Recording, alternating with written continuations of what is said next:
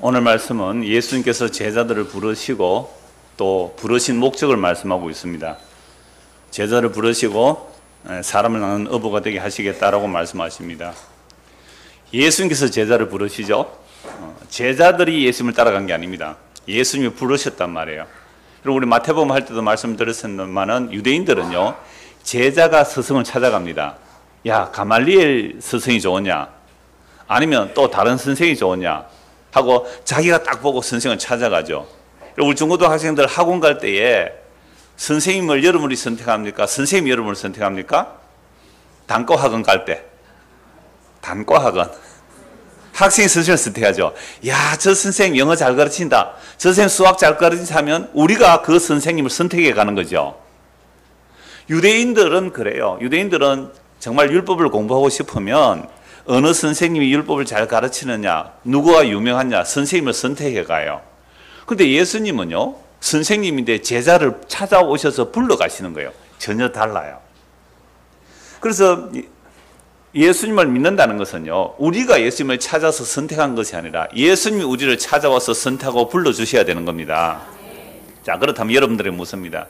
우리가 1년마다 이렇게 모였는데요, 여러분들 오늘 교회로 올 때에, 오늘 아침에 올 때 여러분들은 수동적으로 왔습니까? 능동적으로 왔습니까? 네? 수동적으로 왔습니까? 능동적으로 왔습니까? 이 교사 밴드에 올라 있더라고요. 수동적인지 능동적인지 우리 교사들은 다 본 이야기인데, 수동적으로 왔어요? 능동적으로 왔어요?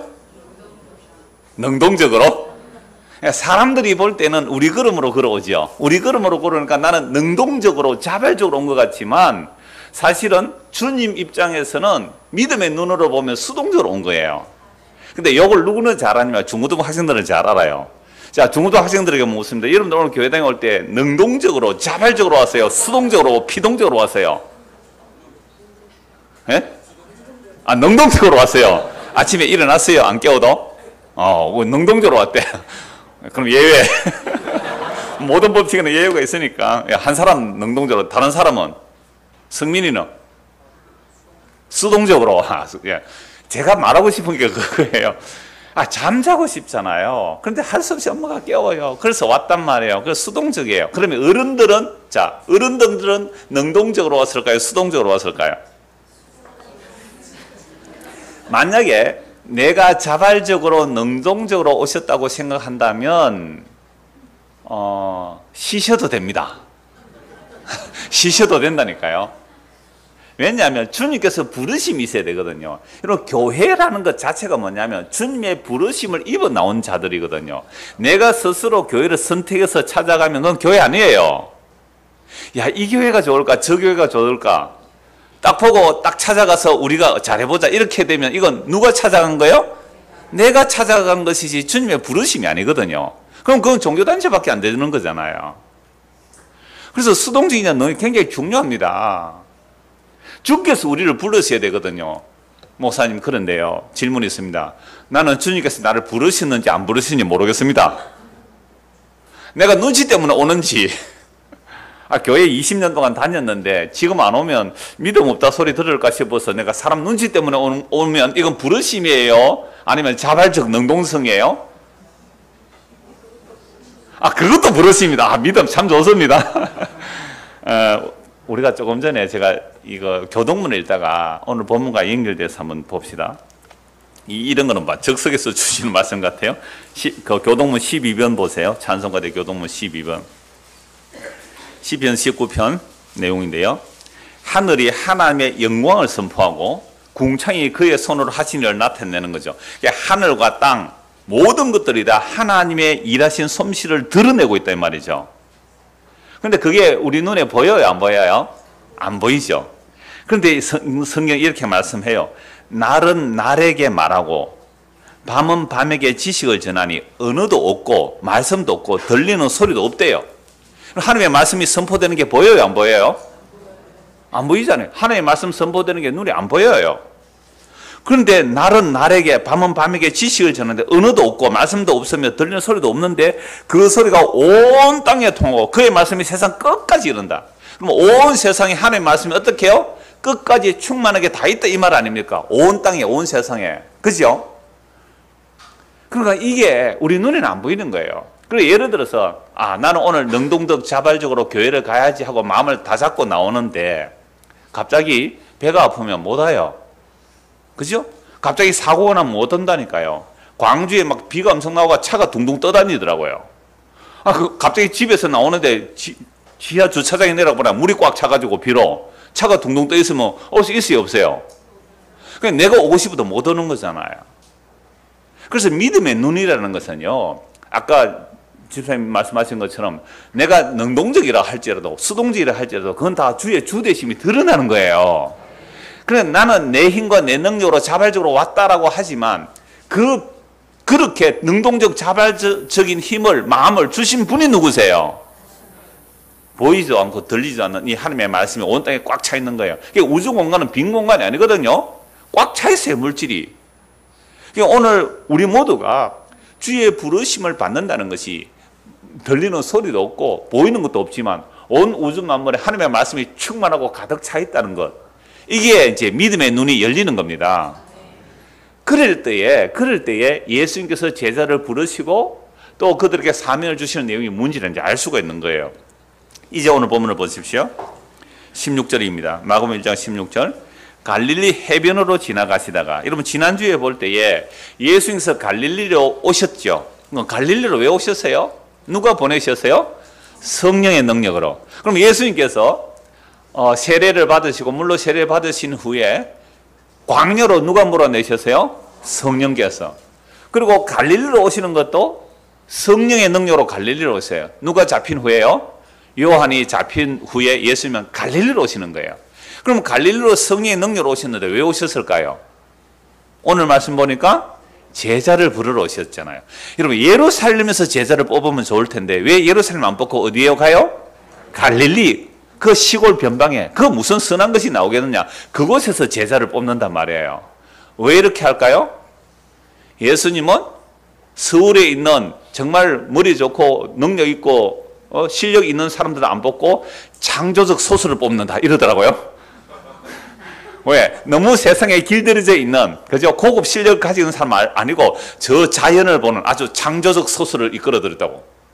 이러면 또 시골 사람들이, 여러분 요즘 시대는요 계산해서 하는 게 아니라 IQ가 아니라 뭐요? EQ라 그러더라고요. 감성지수. 그래서 창조적 소수인 그 갈릴리 사람들이 훨씬 하나님 일을 잘 맡을 거다. 그러면 그 사람도 자격이 되잖아요. 이런 식으로 또 성경 해석에서 CEO 예수, CEO 들어보셨어요? CEO에서 경영자 예수, 뭐 이런 식으로 이제 풀어내시던데, 근데 예수님은요 성령의 능력으로 갈릴리로 가신 거예요. 갈릴리 그 시골에 그 어부들을 왜 불러내셔요? 그들을 왜 불러내세요? 성령의 능력으로. 그래서 이사야 지난주에 보았잖아요. 이사야 말씀해 보면 이사야 9장 1절 2절 그 갈릴리 지역, 그죠? 갈릴리 지역, 그 지역에 무엇이 비친다고 예언했어요? 흑암에 사는 자들이 빛이 비친다. 그럼 예수님께서 빛이기 때문에 이사야 9장의 말씀을 성취하기 위하여 그 갈릴리 호수 주변에 가신 거예요. 그리고 흑암에, 그러면 여러분 예루살렘은 이스라엘 백성들이, 유대인들이 다 예루살렘은 무슨 도시라 그래요? 빛의 도시라 그래요. 빛의 도시라 그래요. 근데 예수님은 그럼 빛의 도시에서 볼 때 갈릴리는 무슨 도시예요? 흑암의 도시. 그 이방인들과 뒤섞여 사는 아주 더러운 동네. 뭐 이렇게 보는 거잖아요. 사마리아보다는 조금 낫지만, 그 선한 게 뭐가 나올 거냐는 갈릴리로 예수님께서 가시는 거예요. 성령의 능력으로 가시는 거죠. 왜 가요? 흑암의 동네에 빛이 비추기 위하여. 흑암의 동네에. 그래서 빛이 가서 제자를 불러내시는 거예요. 그러니까 모든 성령의 말씀을 이루시기 위해서 가시는 거죠. 이제 예수님께서 갈릴리 해변으로 가십니다. 여러분 갈릴리는 호수인데 왜 해변이라 그래요? 우리 아들은요 조금 호수 크면 와 바다다 이래요.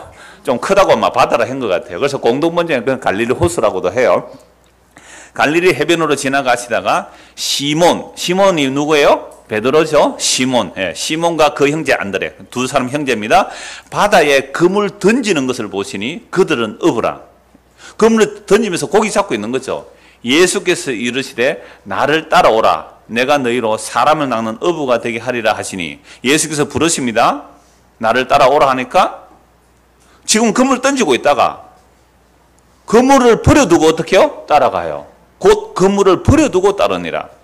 자, 조금 더 가시다가 역시 갈릴리 바닷가죠. 갈릴리 호숫가를 다니시다가 가시다가 세베대의 아들 야고보와 그 형제 요한을 보시니 그들도 배에 있어 그물을 깁는데 곧 부르시니 그 아버지 세베대를 품꾼들과 함께 배에 버려두고 예수를 따라가니라.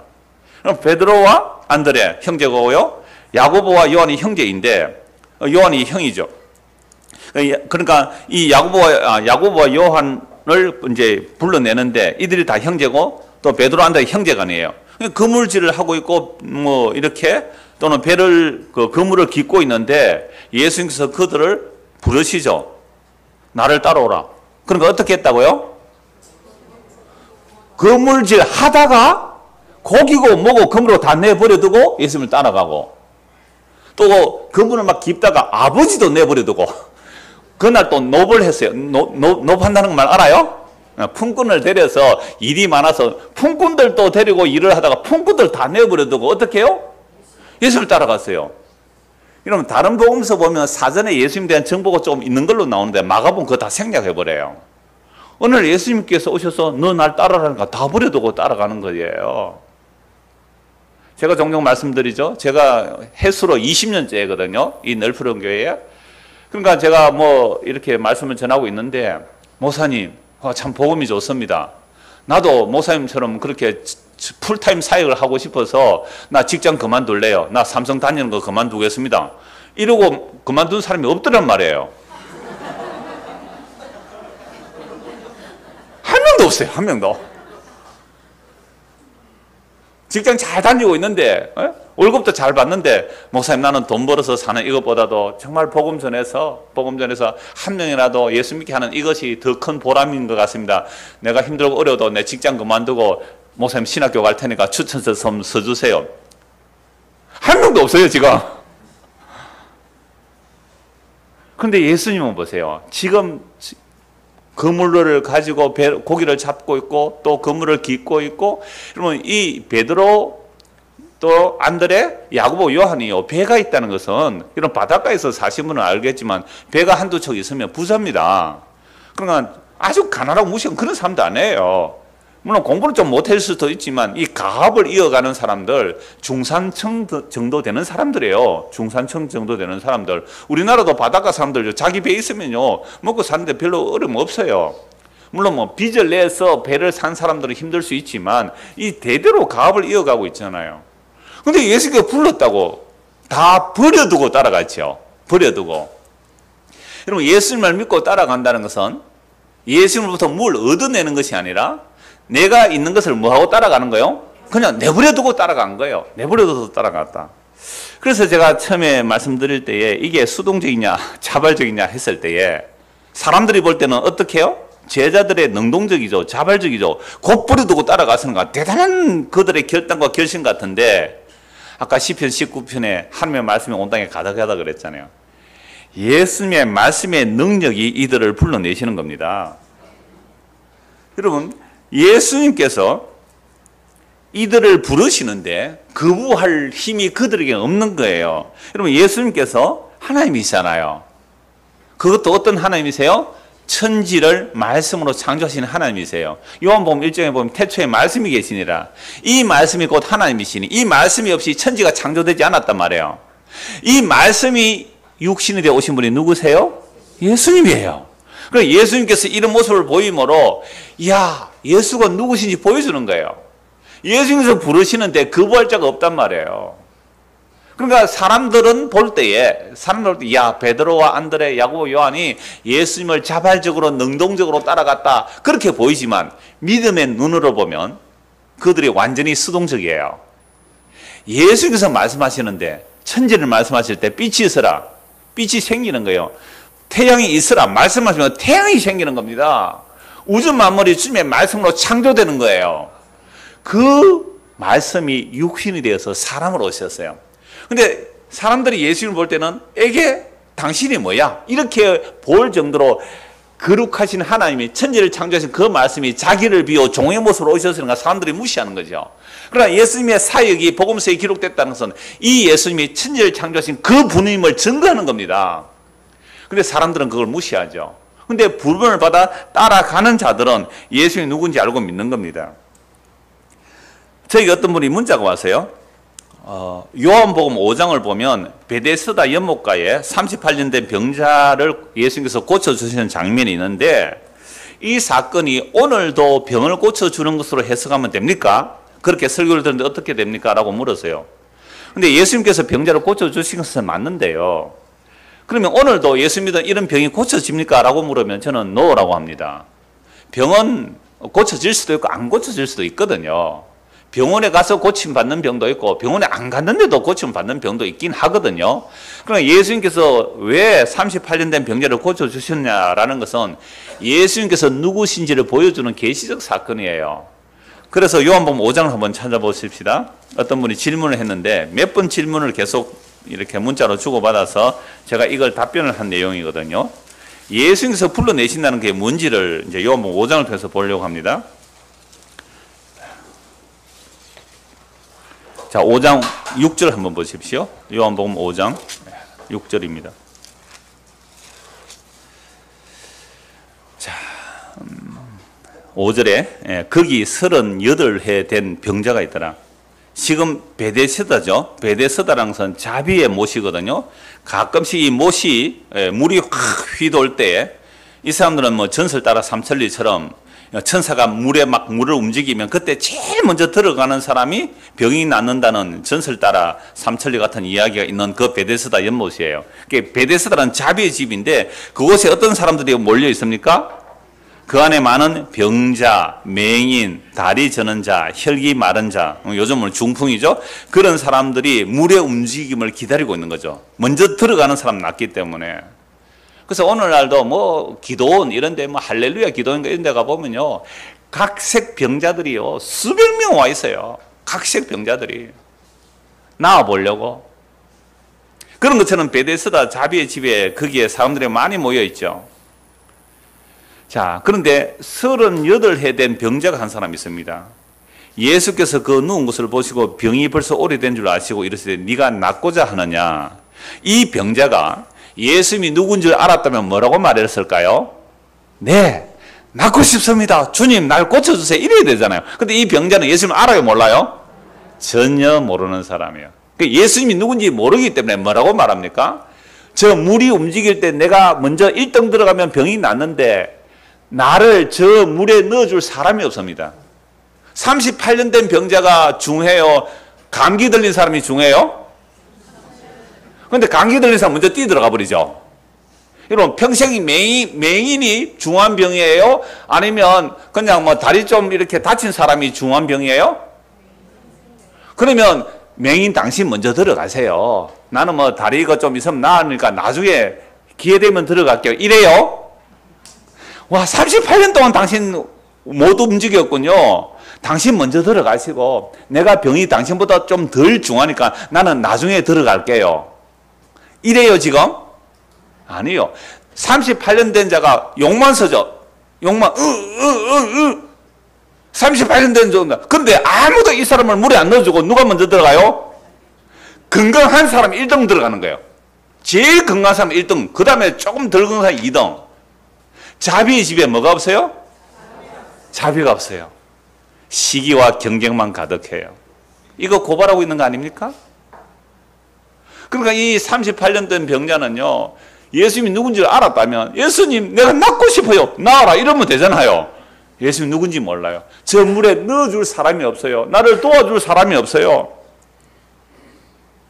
7절 병자가 대답하되 주여 물이 움직일 때에 나를 못에 넣어주는 사람이 없어 내가 가는 동안에 다른 사람이 먼저 내려갑니다.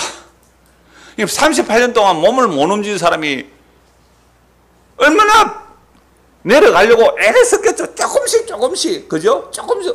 그런데 벌써 다섯 사람 다 들어가 버려요. 아무도 양보 안 해요. 날 넣어주는 사람도 없어요. 자비의 집에 자비가 없는 현실을 보여줍니다.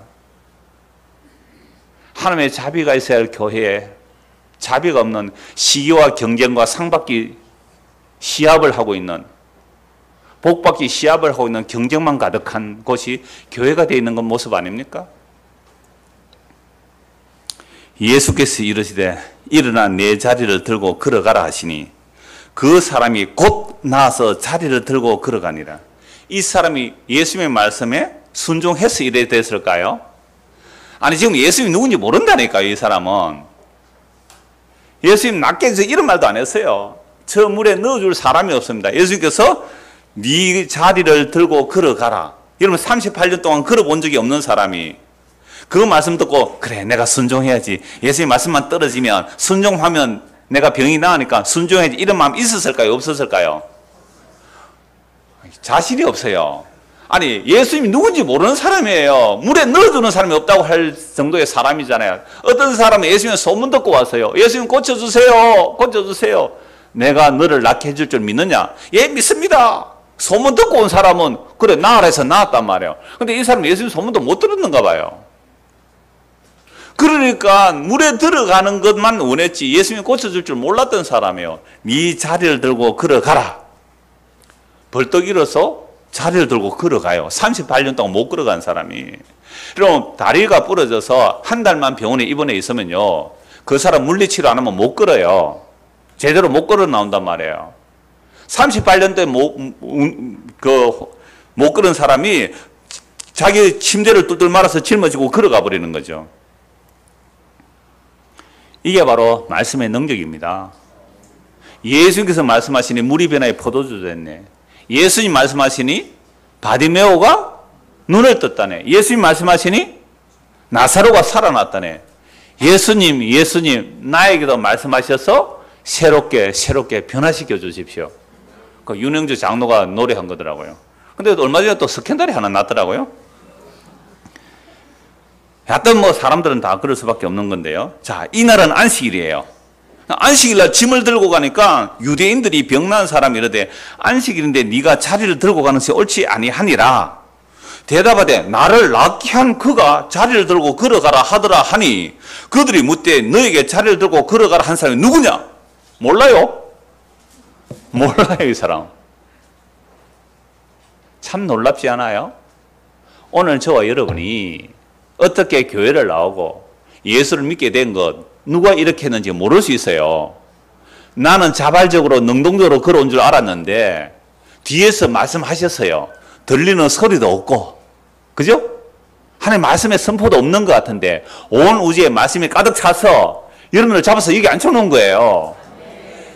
그거 안 믿어지시면 오지 마세요. 그거 안 믿어지시면 오지 마시라고요. 정말요. 그냥 쉬세요.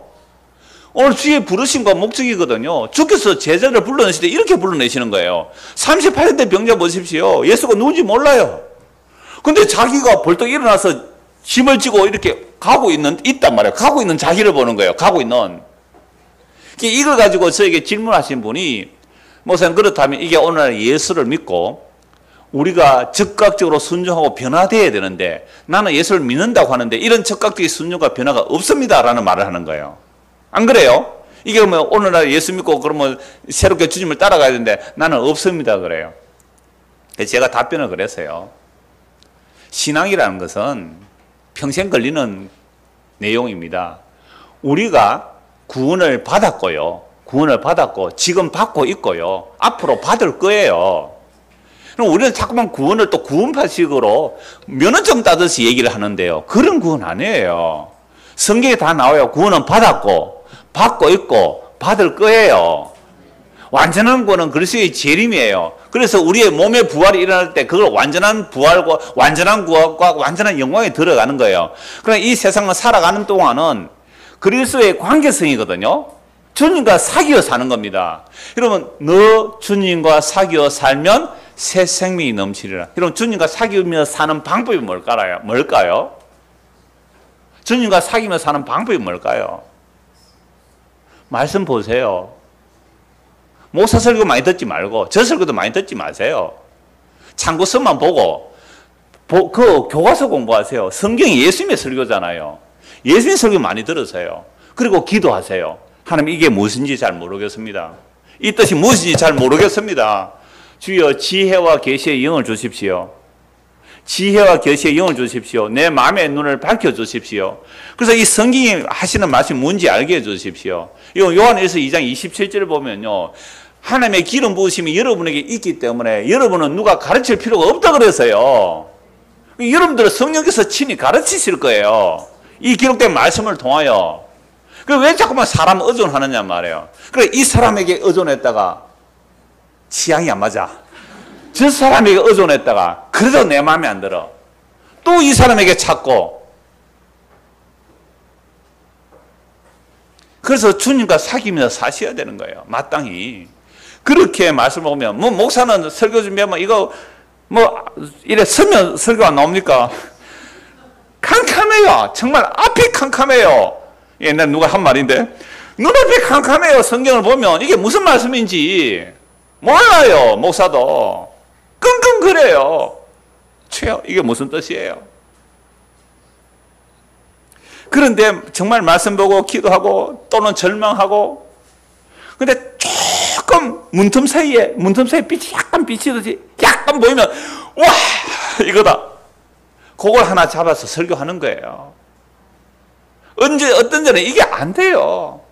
그냥 앉아서 그냥 이 주석 저 주석 참고하고 이 설교 저거 참고하면 설교 한 편 뚝딱 만들면 되겠죠. 그렇지 않더라고요. 그래서 오늘 예수님께서 부르시는 이야기도 우리가 수동적, 능동적 얘기 나왔을 때에 수동적이든 능동적이든 말씀이 충만하고 말씀이 천지에 가득하시고 그 말씀이 우리를 이끌어 가시는 거예요. 그래서 그 말씀이 믿어지시면 내가 능동적으로 하든지 수동적으로 하든지 주님 믿고 가는 거예요. 그 구분해서 뭐 하려고요? 주의 주대심입니다. 주님의 주대심이에요. 자, 그래서 10절 보십시오. 요한복음 5장 10절. 유대인들이 병난 사람이 이르되 안식일인데 네가 자리를 들고 가는 것은 옳지 아니하니라. 대답하되 나를 낫게 한 그가 누군지 몰라요. 나를 예수 믿게 한 그가 그 누군지 아직 몰라요. 그가 자리를 들고 걸어가라 하더라 하니 그 말씀의 능력이 나를 이렇게 떠밀고 갑니다. 오늘이 무슨 날인데요? 안식일인데도 불구하고 짐을 지고 걸어가는 거죠. 그들이 묻되 너에게 자리를 들고 걸어가라 한 사람이 누구냐? 고침을 받은 사람은 그가 누구인지 알지 못하니 세상에 놀랍죠. 여러분들이 교회당에 나와서 예수를 믿게 한 분이 누구세요? 처음에 몰라요. 우리 중고등학생은 지금 몰라요. 나는 수동적으로 끌려왔는데 엄마 아빠가 가라 해가지고 할 수 없이 여기 와 있는데, 근데 나중에 알아요. 나중에 여러분들이 정말 주님의 은혜가 뭔지를 알고 십자가 앞에서 제가 뭔지를 알고 주님을 믿고 나면, 아, 내가 어려서부터 가기 싫어서 그냥 목사가 하필이면 우리 보고 뒤에 앉게도 안 하고 제 앞자리 두 줄 비하라 해가지고 모든 사람이 다 보는데 뭐 그래도 졸고 있는데, 나중에 보면 나중에 지금 이 전부 다 이 수동적으로 끌려왔거든요. 나중에 보면 아, 주께서 그렇게 해서 꿈결에도 한마디 듣고 예수 믿을 수 있어요. 그래서 믿음은 들으면서 나오기 때문에 내가 말씀을 난 믿음 없지만 말씀을 듣기 위해서 옵니다 하면 말릴 수는 없고요. 나는 내가 능동적으로 오는 거야. 능동적으로 오는 거야 하시는 분은 뭐 하라고 했어요? 제가? 쉬세요. 사람 눈치 보고 오려고 하지 마시고 그럴 땐 좀 쉬어보십시오. 자, 그래서 누구냐? 몰라요. 고침받은 사람은 그가 누구인지 알지 못하니 이는 거기 사람이 많음으로 예수께서 이미 피하셨습니다. 이제 뭐 며칠 지났어요. 그 후에 예수께서 성전에서 그 사람을 만나 이르시되 보라, 네가 나았으니 더 심한 것이 생기지 않게 다시는 죄를 범하지 말라. 이거 예수 믿으라는 말씀이죠. 자, 그 사람이 유대인들에 가서 와, 날 고쳐주신 분은 예수예요, 날 고쳐주신 분은 예수예요 말할 수밖에 없죠. 그러므로 안식일에 이러한 일을 행하신다 하여 유대인들이 예수를 박해하게 된지라. 예수를 박해요. 안식이 없는 안식일, 자비가 없는 자비의 집에 자비를 베풀어 주시고 참된 안식을 베풀어 주신 예수를 뭐 해야 돼요? 박해해요. 놀랍죠? 이게 종교예요. 종교라는 것은, 유대 종교라는 게 이런 거예요. 율법의 의로 자기 가치를 챙기고 있는 사람들은 자비가 없는 곳에 자비를 베풀고 안식이 없는 곳에 안식을 베푸는데 그거 율법 어겼다고 예수를 박해해요. 심지어 17절 예수께서 그들에게 이르시되 내 아버지께서 이제까지 일하시니 나도 일한다 하시며 하나님이 그 안식을 예수님께서 지금 완성하고 계시는 거죠. 나도 일한 참된 안식을 주고 있잖아요. 참된 하나님 나라를 선포하고 계시잖아요. 하나님 나라를 선포하고 계실 뿐만 아니라 하나님 나라가 이런 것이라고 지금 자비를 베풀고 안식을 베풀고 계시잖아요. 자비와 안식을 베풀고 계시는 그 예수님을 내가 아버지가 일하니 나도 일한다 하니까 이것은 아버지와 자기를 그 하나로 만드는 얘기거든요. 친아들이라는 말은 동등하다는 개념이에요. 유대인은 아버지와 아들이 동등의 개념이에요. 그래서 유대인들이 이렇게 말합니다. 18절 유대인들이 이로 말미암아 더욱 예수를 죽이고자 하니 이는 안식일을 범할 뿐만 아니라 안식일에 안식 주는데 안식일을 범한대요. 안식일에 참된 안식을 주는 예수님을 안식을 범한다고 해요. 그런 뿐만 아니라 하나님을 자기의 친아버지라 하여 자기를 하나님과 동등으로 삼으십니다. 예수를 박해하고 죽이려고 하는 자들, 이들이 예수님의 부르심을 입지 못한 자들의 모습이에요.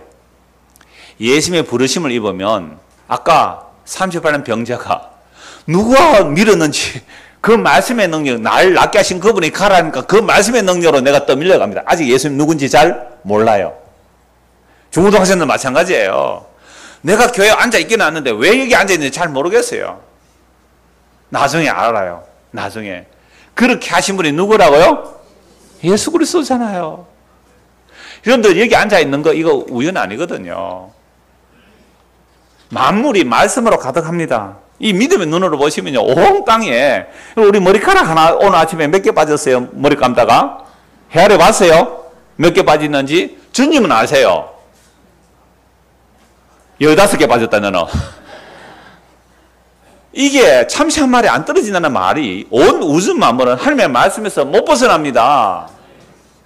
이게 이 말씀이 육신이 되어 오신 분이 누구시라고요? 예수님이에요. 그러니까 그 주님의 부르심이죠. 주님이 부르신데 그저를 할 자가 누구일까요? 그러니까 제자들이 주님을 따라가는 것은 사람 믿음이 없는 사람들이 볼 때는 우와 대단하다. 건물 버려두고 따라가네. 우와 배 이렇게 할 때는 이유가 있습니다. 배도 버리고 따라가네. 아버지와 품꾼도 버려두고 따라가네. 이야 믿음 좋다. 아니요. 말씀의 능력이 그를 끄잡아 갑니다. 말씀의 그를 당겨가는 거 아니에요. 자, 그런데 그렇게 부르신 목적은 뭐 하신다고요? 사람을 낚는 어부가 되게 하리라. 사람을 낚는 어부가 되리라. 그런데 이런 부르심을 입고 가면서도, 자, 다시요. 제자들이 그 말씀의 능력에 부르심을 받고 배도 버리고 아버지도 버리고 다 버리고 따라가면서도 뭘 하고 따라갑니까? 시기 질투하면서 경쟁하면서 누가 높은 자리 차지할까 그렇게 따라가잖아요. 그러니까 그런 것들도 결국은 또 무너뜨립니다. 주님께서 어디서요? 십자가 앞에서 다 무너뜨리죠. 무너뜨린 후에 자기가 결코 주님을 자발적으로 따라갈 수 없음을 인식시키고 그 다음에 성령이 오게 되니까, 그죠? 성령이 오게 되니까 내가 이렇게 가는 것은 내 자발적인 능력이 아니라 주께서 나를 잡아서 이끌고 갑니다. 그게 내가 젊어서는 띠를 띠고 내 마음대로 간 거지만 베드로가 그거 보고 하잖아요. 예, 늙어서는 그 주님 말씀에 베드로 보고 네가 젊어서 네 마음대로 다녔지만 이제 다른 사람이 너를 띠띠고 끌고 가리라. 이게 성령이 임하고 나면 그 고백이 나와요. 나의 나된 것은 하나님의 은혜입니다. 이렇게 나오죠. 그러니까 우리가 단편적으로 보지 마시고 한 사람의 전체를 보세요. 전체를 보시면서 믿음의 방향이 주의 말씀이 우리를 어떻게 이끌어가는지 그게 주의 부르심이에요. 그러니까 오늘 우리가 주의 부르심을 받았는데 어떤 사람은 아직도 자기 혈기로 가는 사람이 있어요. 예? 주의 부르심을 받았지만 자기 혈기로 간다니까 어떻게요? 네가 높으냐 내가 높으냐 그렇게 간단 말이에요. 근데 그런 것들도 결국 어디서 무너져요? 십자가에서 무너져요. 그리고는 내가 정말 죄인이었구나 알게 되고 성령이 임하게 되어서, 물론 성령이 임하에 그렇게 따라가기도 합니다. 성령이 임하에 따라갈 때에 정말 나의 나된 것이 하나님의 은혜다. 그래서 주께서 나를 부르실 뿐만 아니라 앞에서 당기고 뒤에서 밀고 밑에서 떠받치고 위에서 안수하시고 그렇게 나를 이끌어가는 거예요. 이스라엘 백성은 이렇게 이끌어갑니다. 구름 기둥, 불 기둥, 아까 기도할 때 그랬는데 구름, 불을 이렇게 보호해 가는데도 그렇게 하나님의 품에 안겨가면서도 하나님께서 안고 가는 줄 모르고 뭐라고 해요? 불평하고 원망한 게 이스라엘 백성들이에요. 그럼 오늘 우리 신약 사람들도 마찬가지예요. 그래서 말씀을 왜 봐야 돼요? 아, 하나님께서 부르신 자들을 이렇게 이끌고 가구나. 그 다음에 부르신 목적이 뭐라고요? 사람을 낚는 어부라 그랬죠. 여러분, 물고기 잡는 사람들은 뭐 낚시도 하고 또 그물질도 해서 물고기를 많이 잡는 게 뭐 그 사람들의 사업이잖아요. 자, 그런데 우리나라도요, 제일 많은 취미가 낚시라고 하더라고요. 우리나라 취미 인구 중에 제일 많은 게 낚시라 그래요. 그래서 텔레비전에 요새 낚시 많이 나오대요. 도시 어부도 나오고 아예 낚시만 하루 종일 틀어주는 방송도 있잖아요. 민물 낚시 다르고 바다 낚시 다르고, 그죠? 강호 낚시 다르고 호수 낚시 다르고 어종마다 다르래요. 붕어 낚시 다르고 가물치 낚시 다르고 뭐 낚시가 다 달라요. 그런데요, 저는 정말로 낚시를 못하는 사람이거든요. 전에 동문회 한번 갔을 때에 저 가덕도 가서 배 타고 가서 이렇게 그 위에서 낚시하는데요, 제 혼자만 한 마리도 못 잡았습니다. 우리 지상도 막 낚아 올리는데 저는 안 잡혀요. 희한하대요. 이게 안 물리는 거 어떡해요. 그래서 제가 뭐랬는지 알아요? 목사는 물고기 잡지 말고 사람만 낚으면 된다 그랬어요. 자, 그래서 물고기 잡을 때요, 어종마다 미끼가 다르고 낚시가 다르잖아요. 어종마다 달라요. 자, 그러니까 테크닉이 좋죠. 그래서 우리는 어부를 가지고 사람 낚는 어부로 만드니까 어부는 물고기 잡는 테크닉이 좋으니까 전도하는 테크닉이 좋을 거야. 우리는 대부분 그렇게 생각하거든요. 여러분, 어부들이 사람 낚는 테크닉 거의 없어요. 제가 처음 전도살 때 광안리 밀락동 바닷가 인해교회였거든요. 거기에 진짜 배를 가지고 고기 잡는 분이 한 서너 분 계셨어요. 자기 배를 가지고 배를 고기 잡으러 가시는 분 몇 분 계셨어요. 그리고 밀락동 바닷가에 물고기 파는 분들은 또 몇 가정이 되었고요. 그때 제가 회를 좀 먹을 줄 알았어요. 그러니까 그분들을 보면요, 그 남자분들 있잖아요, 손 억세요. 그물질 해야 되는 얼마나 손이 억셀까요? 얼굴은요, 햇빛에 타서 검해요. 그 거친 손으로 악수하면요, 기죽어요. 그리고 바다에 늘 있다면 무뚝뚝해요. 그러니까 자기 이 설교 듣는 분 계시지만 자기 딸을 그 같은 교회에서 이렇게 연애한다고 그냥 장인 될 사람이 그냥 사위 될 사람 뺨을 때렸다니까요. 이 어부가. 지금은 그 사이 최고라 그래요. 그 사이 최고라 그래요. 이런 분들이 뭐 전도 잘 하겠어요? 싹싹 사귀고 미끼 잘 던져서 사람 많이 낚고 그러겠어요? 전혀 반대 개념이에요. 그렇다면 왜 예수님께서 내가 너희로 사람을 낚는 어부가 되게 하리라고 했을까요? 놀랍게도 구약 성경에 보면요, 사람을 낚는다는 개념은 전부 심판의 개념이에요. 사람을 낚시 고리로 잡아간다는 것은 전부 심판의 개념이에요. 한번 찾아볼까요? 예레미야 16장입니다. 구약 성경 예레미야 16장.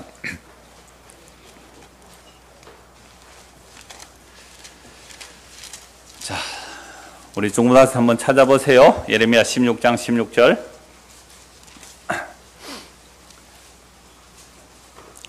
같이 한번 읽어볼까요? 16절 12절 시작. 여호와의 말씀이니라. 보라, 내가 많은 어부를 불러다가 그들을 낚게 하며 그 후에 많은 포수를 불러다가 그들을 모든 산과 모든 언덕과 바위 틈에서 사냥하게 하리니 이는 내 눈이 그들의 행위를 살펴보므로 그들이 내 얼굴 앞에서 숨기지 못하며 그들의 제약이 내 목전에서 숨겨지지 못함이라. 자, 유다, 남쪽 유다, 북이스라엘이 멸망했습니다. 남유다 멸망하는 거죠. 남유다가 멸망할 때 선지자 예레미야입니다. 그래서 여호와의 말씀이 이스라엘 백성들이 죄를 지었잖아요. 그래서 죄를 지었는데 심판하는데 누구를 보냅니까? 여호와의 말씀은 보라, 내가 많은 어부를 불러다가 그들을 낚게 하며. 이 어부가 누구예요? 바벨론. 바벨론이 유다에 쳐들어와요. 그러니까 유다 사람들을 잡아서 어떻게 해요? 낚시로 잡아서 깨어서 끌고 가요. 그러면 이 성경을 아는 사람은 예수님께서 제자를 불러서 그들로 사람 낚는 어부가 되게 한다. 물론 물고기 잡는 개념으로 사람 낚는다는 개념이지만 이 말씀을 알면 끔찍했을 거예요. 사람을 낚는다. 무슨 얘기예요? 심판이에요. 전도의 소식을 한다는 것은 심판을 선포하는 얘기예요. 보세요. 여호와의 말씀에는 보라 내가 많은 어부를 불러다가 그들을 낚아내겠다. 바벨론이 와서 이스라엘 백성들을 낚시로 다 낚아가겠다는 거잖아요. 낚시로 잡아가겠다는 거죠. 이스라엘이 범죄하면 하나님께서 바벨론을 그러니까 어부로 만들어서 유다 백성들을 낚시로 낚아서 가겠다는 거죠. 에스겔 29장 한번 보십시오. 예레미야 바로 다음에 에스겔 29장입니다.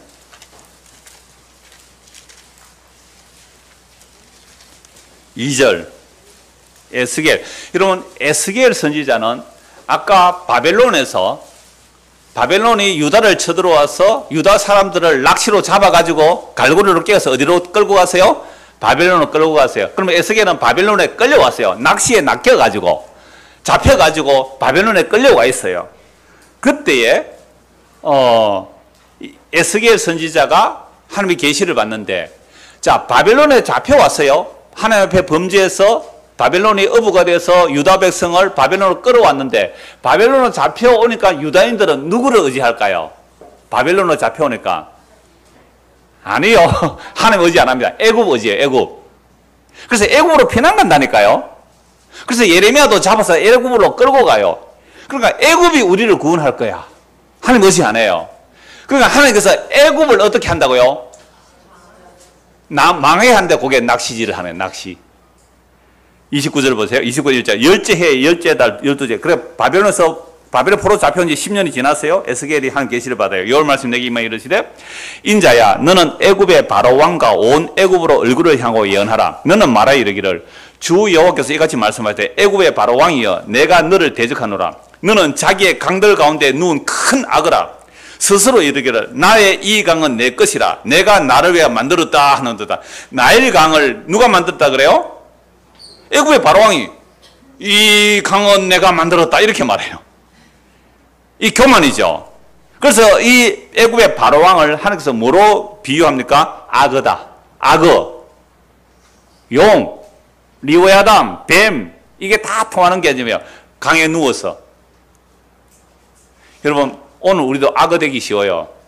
이 교회는 내가 개척했다. 이 가정은 내가 돈 벌어서 만들었다. 이 회사는 내 거야. 악어입니다. 용이에요. 뱀이에요. 이게 사탄이에요. 우리 이러고 삽니까 안 삽니까? 작게나마 내 영역 침범하면 가만히 안 두죠. 이거 내 거다. 악어예요. 어떻게 할까요? 내가 4절 내가 갈고리로 네 아가미를 깨고 너의 강의 고기가 네 비늘에 붙게 하고. 그러니까 바로가 악어예요. 큰 악어야. 그걸 쇠갈고리로 아가미에 팍 끼우죠. 그러니까 그 바로에게 붙어서 사는 사람들 얼마나 많아요. 바로 밑에 붙어 사는 사람들. 네 비늘에 붙게 하여 강의 고기들이 네 비늘에 붙게 하여 네 비늘에 붙은 강의 모든 고기와 함께 너의 강들 가운데서 끌어내고 너와 너의 강의 모든 고기를 들어 던지리니 네가 지면에 떨어지고 다시는 거두거나 모으지 못할 것은 내가 너를 들짐승과 공중의 새의 먹이로 주었습니다. 애굽의 모든 주민이 내가 여호와인 줄 알리라. 애굽은 본래 이스라엘 족속의 갈대 지팡이라. 여러분 이스라엘 백성들이 낚시에 걸려서 바벨론으로 갈 때에 하나님을 의지한 게 아니라 누구를 의지해요? 애굽을 의지하니까 하나님께서 애굽을 망하게 하는 거예요. 지금 애굽을 망하게 해요. 그래서 제가 이 말씀 드릴 때 종종 그랬잖아요. 여러분들이 믿는 것들은요 무너진다고요. 여러분들은 뭔가 의지하면 그거 무너져요. 그래서 친정을 사랑하면 친정을 믿지 마시고 시댁을 사랑하면 시댁을 믿지 마시라고요. 목사도 믿지 마시고 누구도 믿지 마시고 그거 부러집니다. 7절 보십시오. 그들이 너를 손으로 잡은 적 네가 부러져서 그들의 모든 어깨를 찢었고 이스라엘 백성들이 하나님을 의지 안 하고 애굽 의지할 때 그 갈대가 부러져서 어깨 죽지가 찢어진단 말이에요. 그들이 너를 의지한 적 네가 부러져서 그들의 모든 허리가 흔들리게 하였느니라.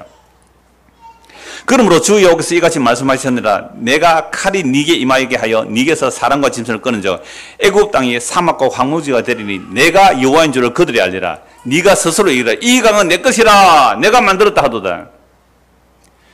그러므로 내가 너와 내 강들을 쳐서 애굽 땅 믹돌에서부터 수엔의 곧 구서 지긴까지 황폐한 황무지 곧 사막이 되게 하리니 그 가운데로 사람의 발도 지나가지 않으며 짐승의 발도 지나가지 아니하고 거주하는 사람이 없이 40년이 지날지라. 내가 애굽 땅을 황폐한 나라들 같이 황폐하게 하며 애굽 성읍도 사막이 된 나라들의 성읍까지 40년 동안 황폐하게 하고 애굽 사람들은 각국 가운데로 흩으며 여러 민족 가운데로 해치리라. 40년 만에 애굽이 완전히 절단이 나는 겁니다. 주 여호와께서 이같이 말씀하셨느라 40년 끝에 내가 만민 중에 흩은 애굽 사람을 다시 모아내되 애굽에 사로잡힌 자들을 돌이켜 바드로스 땅 곧 그 고국 땅으로 돌아가게 할 것이라. 그들이 거기서 무슨요? 미약한 나라가 되리라. 왜 미약한 나라가 돼요? 이스라엘의 의지가 되지 못하게 위하여 나라 가운데서 지극히 미약한 나라가 되어 다시는 나라들 위에 스스로 높이지 못하리니 내가 그들을 감하여 다시는 나라들을 다스리지 못하게 할 것입니다. 이집트가 나약하게 된 이유가 뭐예요? 이스라엘이 하나님 대신에 애굽을 의지하니까 바벨론 끌려갔는데, 낚시에 끌려서 바벨론 끌려갔는데 나일강을 의지하니까 나일강 바로왕을 그냥 악어처럼 여겨서 낚시로 광야에 던져버린다는 거 아닙니까? 그들이 다시는 16절 같이 읽읍니다. 그들이 다시는 이스라엘 족속의 의지가 되지 못할 것이요 이스라엘 족속은 돌이켜 그들을 바라보지 아니하므로 그 제약이 기억되지 아니하리니 내가 여호와인 줄을 그들이 알리라 하셨다 하라. 아모스 한번 보겠습니다.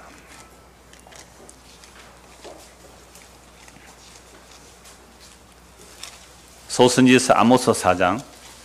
여러분, 아모스 선지자는 북이스라엘이거든요. 성경 순서로 찾아봐서 그렇지만 원래 아모스를 먼저 봐야 되는 겁니다. 북이스라엘이 낚시로 끌려가요. 아모스 4장 1절 보십시오. 사마리아 산에 있는 바산의 암소들아 이 말을 들으라. 여러분, 이 여로보암 2세 때 북이스라엘이에요. 아주 잘 살았어요. 부자고 강해졌어요. 그러니까 이 나라가 강해지고 부가 이렇게 형성되니까 여자들이 아주 건세를 가지게 되었어요. 그래서 사마리아 산에 있는 바산의 암소들아, 여자를 보고 말해요. 기부인층을 말하는 거죠. 상류사의 기부인들입니다. 이 말을 들으라. 너희는 힘없는 자를 학대하며 가난한 자를 압제하며 가장에게 이르기를 뭐 가져오라고요? 술을 가져다가 우리로 마시게 하라. 그러니까 부인들이 뭐라고 해요? 이 술은 사실 히브리 말에는 없는 건데 가져다가 마시게 하라. 가방 사줘. 700만 원짜리. 근데 그게 중고품이라.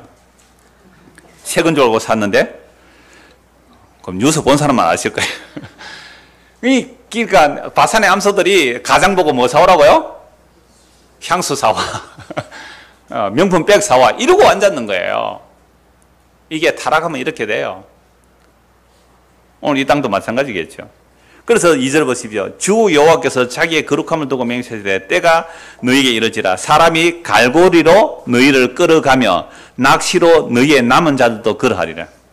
너희가 성문은지를 통하여 각기 앞으로 바로 나가서 하로몬에 던져지리라. 여호와의 말씀을. 그러니까 북이스라엘이 하나님을 거역했을 때에 낚시와 갈고리로 끌어간다 그랬죠. 그럼 북이스라엘은 아수르가 쳐들어와서 끌고 가는데요. 실제로 문헌에 남아있어요.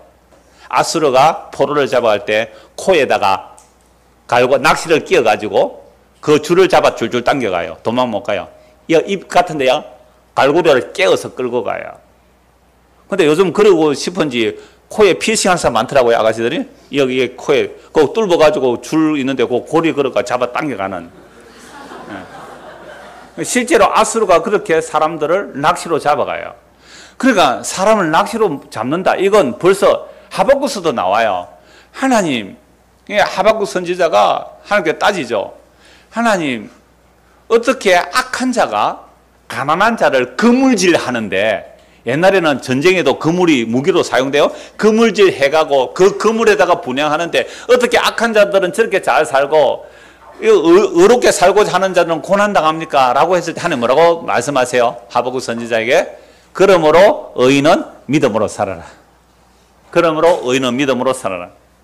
자, 그러니까 제가 뭐 몇 곳만 찾아보았는데요. 결국 하나님의 말씀이 낚시질 한다. 그러니까 예수님께서 내가 너희를 부르고 내가 너희로 사람을 낚는 어부가 되게 한다는 개념을 지금 세 곳만 찾아봤는데요. 하박국서도 나와요. 그러면 사람 낚는 어부 그럴 때에 사람이 낚인다라는 개념은 유대인들은 어떻게 알아들을까요?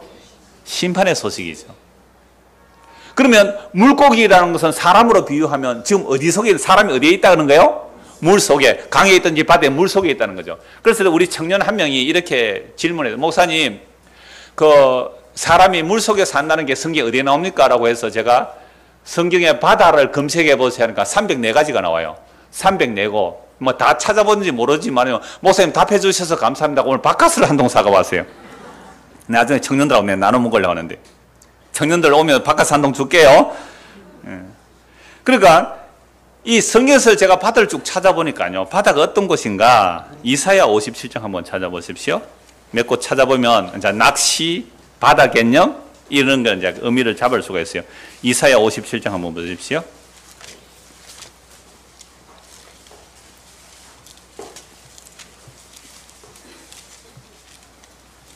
이사야 57장 19절. 입술의 열매를 창조하는 자 여호와가 말하노라. 먼데 있는 자에게든지 가까운 데 있는 자에게든지 평강이 있을지어다. 평강이 있을지어다. 내가 그를 고치리라 하셨느니라. 그러나 악인은 평온함을 얻지 못하고 그 물이 진흙과 더러운 것을 늘 솟구쳐내는 요동한 바다와 같으니라. 하나님께서 구원하시는 자에는 뭐가 있는 거예요? 평강이 있고, 하나님의 구원을 받지 못하는 악인은 뭐가 없어요? 평강이 없어요. 평강이 없으니까 그 물이 진흙과 더러운 것을 막 솟구쳐내는 요동치는 바다. 태풍이 일면 바다가 막 솟구치잖아요. 막 바다가 솟구치는 것 같다. 그럼 바다를 뭐로 표현하는 거죠? 우리의 마음으로 표현하지만 바다라는 것은 늘 혼돈과 요란함과 다툼이 있는 것. 그래서 악인이 이런 거예요. 그래 우리 마음에 참된 평강이 있으면 별 요동할 거 없어요. 세상이 아무리 요동쳐도 요동할 거 없는데, 바다가 어떤 곳이라 그래요? 진흙과 더러운 것을 솟구쳐내는 바다 그랬잖아요. 그럼 이거 바다만 이래요? 땅은 안 그래요? 사람이 얘기해요. 사람이 얘기해요. 바다가 이런 곳이죠. 그럼 이런 바다 속에서 산다는 거, 바다가 어떤 개념이냐? 이사야 찾은 김에 26장도 한번 보십시오. 이사야 26장 한번 보십시오. 낚시한다는 게 무엇인지, 바다가 뭔지 이사야 26장 20절입니다. 이사야 26장 20절 보십시오. 내 백성아 갈지어다. 네 밀실에 들어가서 네 문을 닫고 분노가 지나게 잠깐 숨을 자. 이걸 가지고 세대주의 해석은 어떤 특정한 장소, 어떤 지역에 가면 하나님의 진노를 피한다. 어떤 사람의 말을 듣고 그곳에 가서 피하자. 전부 엉터리입니다. 하나님의 심판의 밀실은 어디예요? 밀실은 미련하고 무리선 십자가예요. 그 십자가 옆에 들어가라 이 말이죠. 보라 여호와께서 그의 처소에서 나오사 땅의 거민의 제약을 벌하실 것이라. 땅이 그 위에 잦았던 피를 드러내고 그 살해 당한 자를 다시는 덮지 아니하리라. 그 날에 여호와께서 그의 견고하고 크고 강한 칼로 날렘 뱀 리오야단, 곧 꼬불꼬불한 뱀 리오야단을 벌하시며 바다에 있는 용을 죽이시라. 바다에 뭐가 있다고요? 용, 리오야단, 뱀. 거기 바다만 살아요? 하늘과 땅. 요한계시록 10에 하늘과 땅이, 용이 내려가요. 용이. 그래 이 세상 자체를 말해요. 하늘과 땅이 이 공중거시에 잡은 제 세례가에 있는 거예요. 그래 이들이 하는 짓이 뭐예요? 이것들이 하는 짓이 하나님의 말씀을 버린 거 아닙니까? 하나님의 말씀을 버리는 거죠. 그러니까 이러한 용을 하나님께서 심판한다는 거죠. 용을 죽이시리라. 용, 악으로 번역할 수 있어요? 그러니까 아까 바로왕은 아까 뭐라 그랬어요? 악어다. 바로왕. 그러니까 오늘날 악어가 누구예요? 용이 누구예요? 꼬불꼬불한 뱀이 누구예요? 나는 이것을 내 것이다. 우리가 다 그렇게 살아요. 선악과 땅운한 인간들은 모두가 자기 중심적이에요. 피할 수가 없어요. 이게 용이에요. 이게 뱀이에요. 꼬불꼬불 리보야단이에요. 홉스라는 사람은 리바이드라는 책에서 국가가 이런 리바이든 같은 힘이 있어야 된다 그렇게 말해요. 왜 사회계약에서 사람들은 자연법으로 안 되잖아요. 그래서 사회계약을 맺는데 어떤 권력자가 있어서 법을 통치해야 돼요. 안 그러면 사람들끼리 서로 죽이고 살리고 막 이렇게 되니까 강력한 권력을 리바이든으로 표현하거든요. 용이 있어야 된다는 거죠. 그래서 국가가 용이에요. 짐승이에요. 그냥 하늘과 땅, 지금 보이는 하늘과 땅, 이 천지가 용의 세력에 잡혀있는 모습, 이걸 바다라 그래요. 자, 우리 청년들 아시겠죠? 바다가 뭔지? 그건 세상살이에요. 그러면 우리가 바다잖아요. 바다. 이 세상이 바다예요. 근데 바다에서 물 속에 살면서 깝깝한 줄도 모르는데 여기에 성령이 임한 사도들이 복음을 전하죠. 복음 전하는 게 낚시질이라면 낚시질. 이게 낚시를 한단 말이에요. 그러니까 우리가 물고기라고 생각하세요. 지금 바다에서 물고기인데 같이 잘 살다가 하나가 갑자기, 여러분 낚시도 여러 종류가 있는데 갈고리로 미끼도 없이 확 끌어 올라가는 게 있어요. 훌치기 하는 낚시던데요. 옆구리가 걸려 올라가요. 옆구리가 푹 잡혀 올라가면 우리 물고기들끼리 뭐라고 말할까요? 아이고 저 무슨 저주를 받았노. 갑자기 잡혀 죽었네. 끼가지고 안 가려고, 여러분 낚시 보세요. 안 가려고 물속에 끌러 올라옵니까? 그래서 낚시할 때 어떻게 해요? 당겨서 풀었다가 당겨서 풀면서 당기고 밀당하세요. 그러니까 이 물고기가 순순히 갑니까? 끼가지고 아가미 끼가지고 안 가려고 해요. 가면 죽으니까. 이게 전도입니다. 이게 전도라는 것은요, 우리가 물속에 있는데 낚시가 우리를 끌어서 당겨가는데 빠져나가면 죽는 줄 아는데 죽는 게 아니고 그게 진짜 사는 길입니다. 물속에 있는 인간들은 몰라요.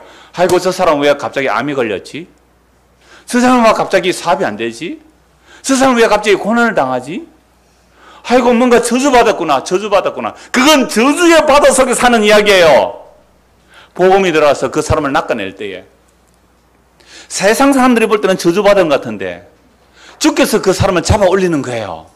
주께서 생명을 이끌어가는 거예요. 이게 전도입니다. 이 전도 좋아할 사람 없죠. 그래서 이 전도를, 그래서 사도들이 전도할 때 회개하라. 그 회개가 뭐예요? 너는 지금 물속에서 있다. 물속에서 사는 그게 복인 줄 알고 그 물속에 거 더 추구하려고 하는데 그거 낚시 던져서 어떻게 해요? 잡아내. 이게 복음이에요. 그래서 복음을 전다는 것은 회개라 청이 가까이 왔다. 그래서 이 바다랑 선 교만, 용, 이게 바다만 해. 이 세상이 다 용, 바다. 이건 내 거다. 내가 누군데 감히. 이게 전부 용이에요. 이게 악어예요. 전부 우리는 그랬거든요. 이게 바다 속에 사는 자들이에요. 주께서 낚시로 끌어올려요. 복음으로 끌려요. 그게 죄인 줄 알게 하시고 끌어올려요. 그래서 요한계시록 21장 1절입니다. 또 내가 새 하늘과 새 땅을 보니 처음 하늘과 처음 땅이 없어졌고 바다도 다시 있지 않더라. 그러니까 새 하늘과 새 땅은 뭐가 없어요? 바다가 없다는 말은 뭐가 없는 거예요? 교만이 없어요. 이건 내 거라라는 내 게 없어요. 만물이 주에서 나오고 주로 말고 주로 합니다. 주님이 전부입니다. 그게 무슨 나라요? 새하늘과 새 땅. 그게 바다가 없는 거예요. 교만이 꺾어진 거예요. 이건 내 것이다 하는 거 그거 없어져야 그게 천국이죠. 새하늘과 새 땅은 그런 것이에요. 그래서 오늘 저와 여러분들이 낚시에 걸렸다면, 그죠? 복음의 낚시에 걸렸다면 아파요. 아프냐? 나도 아프다. 낚시에 걸린 거예요. 아파요. 저항해요. 나가면 죽는 줄 알아요. 물에 끌려. 아니에요. 그게 사는 길이에요. 이 복음이 저와 여러분들의 마음에 심어지기를 소원합니다. 기도하겠습니다. 하나님 아버지, 우리는 물속에서 악어처럼 이것은 내 것이다. 이건 내가 만들었다. 그렇게 살고 있는 용이었습니다. 그렇게 꼬불꼬불한 뱀이었습니다. 이런 자들이 물 밖으로 나갈 생각을 안 할 때에 우리 주님께서 십자가로 하나님의 약속을 완성하시고 복음의 낚시로 우리를 이끌어갑니다. 아가미를 깨었습니다. 코에 낚시고리를 걸어서 끌고 갑니다. 너무 아픕니다. 고통스럽습니다. 그러나 그 길이 영원한 생명의 길로 가는 것임을 알고 믿음으로 이 길을 잘 감당하며 걸어가도록 은혜를 베풀어 주시옵소서.